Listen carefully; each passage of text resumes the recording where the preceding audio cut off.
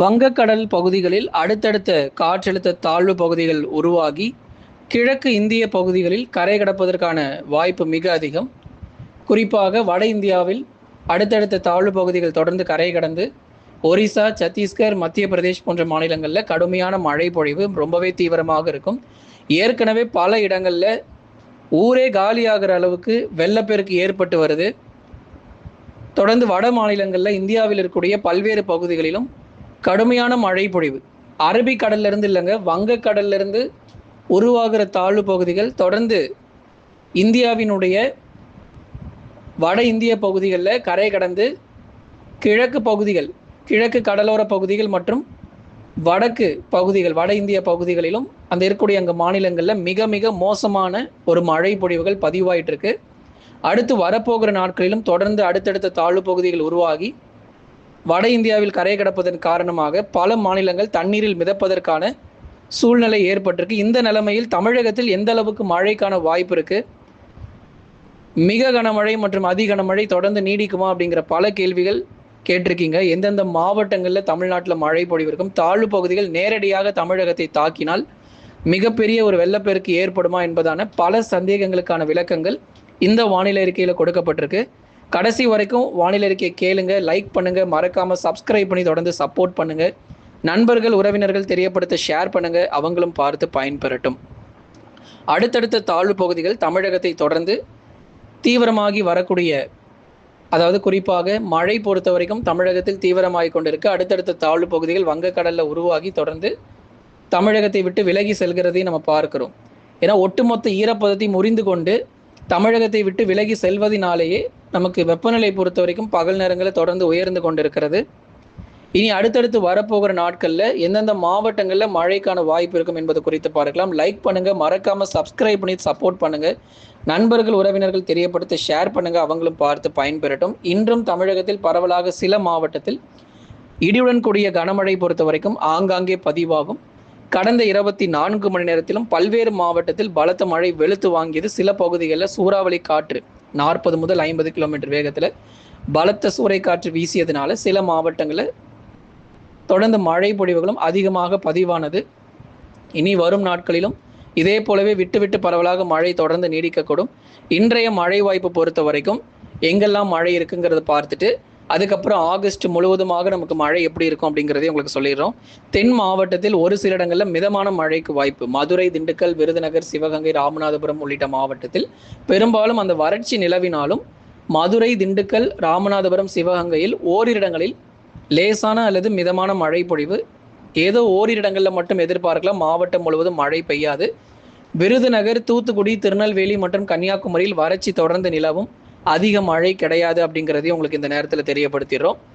அடுத்ததாக தென் மாவட்டங்களை தொடர்ந்து தென் மாவட்டத்திலுமே பெருசாக மழை இல்லை, லேசான மழை, மிதமான மழை மட்டும்தான் இன்னைக்கு பதிவாக போகுது. ஆனால் ஒரு நாள் இருக்குது, அது எந்த நாளில் மழை நிறைய இடங்களில் பதிவாகுங்கிறத இந்த வானிலை அறிக்கை முடியும் போது உங்களுக்கு சொல்கிறோம். முழுமையாக கேட்டு பயன்பெறுங்க. வட தமிழக கடலோர மற்றும் உள் மாவட்டங்களில் வெயில் படும் மோசமாக இருக்குங்க.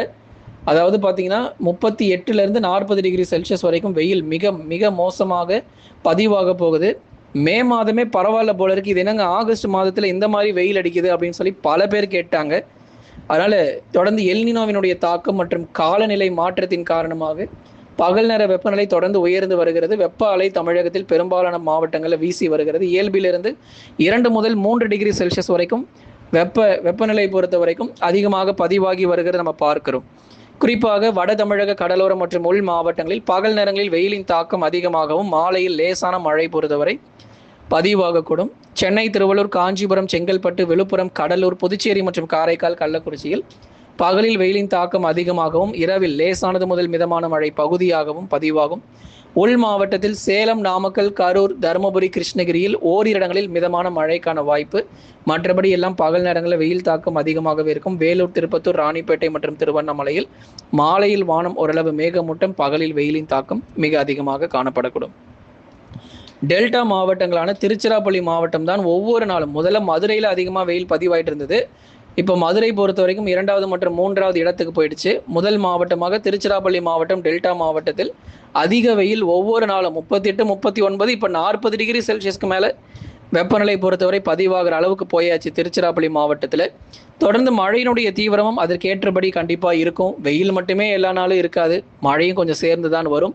தொடர்ந்து அடுத்தடுத்து வரும் நாட்களிலும் பல்வேறு மாவட்டங்களில் விட்டு விட்டு பகுதியான மழை பொழிவும் தொடர்ந்து எதிர்பாருங்க. இன்றைக்கு பொறுத்த வரைக்கும் பகுதியாக லேசானது முதல் மிதமான மழை மட்டும் டெல்டா மாவட்டங்களில் எதிர்பார்க்கலாம். மற்றபடி பெரும்பாலான இடங்களில் நமக்கு வானம் ஓரளவு மேகமூட்டமாகவே காணப்படும். அதிக மழை பொழிவு நிச்சயம் எதிர்பார்க்க முடியாது. டெல்டா மாவட்டங்களில் நேற்றைக்கு ஒருவேளை மழை இருந்திருக்கலாம், ஆனால் இன்றைக்கு பொறுத்த வரைக்கும் மழை கொஞ்சம் குறைவாக தான் இருக்கும். ஓரிடங்கள் மட்டுமே நமக்கு மழை பெய்யும்.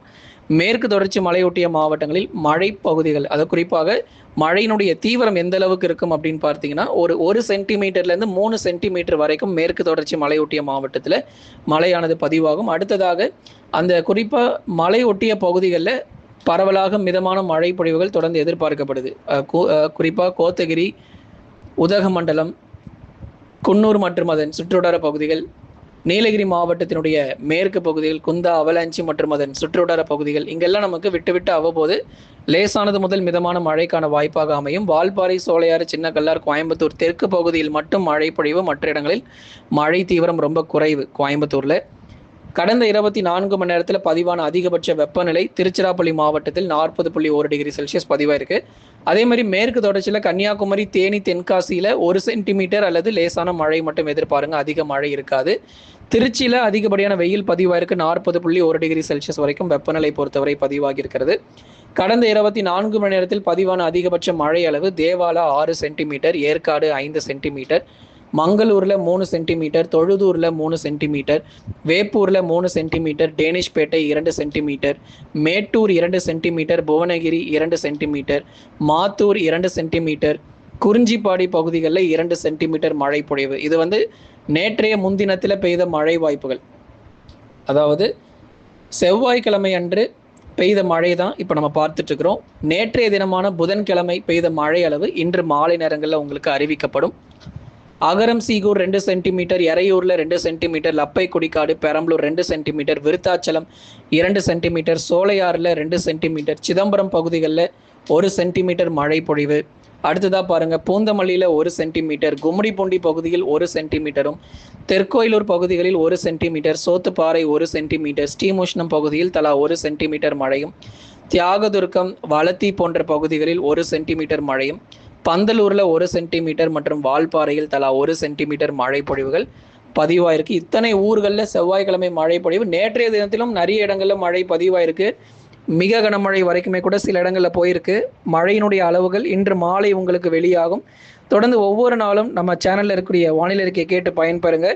இன்றைக்கும் பரவலாக பகுதியாக சில மாவட்டங்களில் மிதமான மழை மட்டுமே எதிர்பார்க்கப்படுது. அடுத்ததாக ஆகஸ்ட் 23ஆம் தேதியிலிருந்து அடுத்த சுற்று மழை தீவிரம் நம்ம எதிர்பார்க்கிறோம். அது வரைக்கும் கொஞ்சம் மழை குறைவாக தான் இருக்கும். ஆகஸ்ட் 23 அடுத்த சுற்று மழை பொழிவும் தொடர்ந்து தமிழகத்தில் பதிவாகும். லைக் பண்ணுங்கள், மறக்காமல் சப்ஸ்கிரைப் பண்ணி தொடர்ந்து சப்போர்ட் பண்ணி பாருங்கள்.